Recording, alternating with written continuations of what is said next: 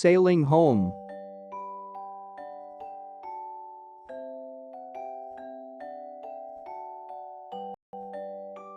1.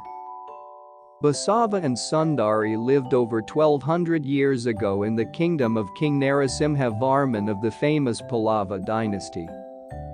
The Pallava kingdom extended over present-day Tamil Nadu. 2. The town of Mamallapuram is near Chennai and is famous for its temples. At one time, it was a port from where ships sailed to Cambodia, Burma, and Indonesia.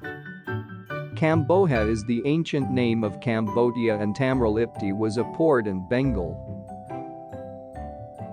3. What did children study in school in the Pallava times? The subjects included logic, law, mathematics, grammar, astronomy, philosophy, the Vedas, economics, and politics. 4. Women, especially of noble families, were educated but were not allowed to study the Vedas. 5. People in the Pallava times dyed their hair, used scented hair oil and perfumes. They even used toothpicks after their meals.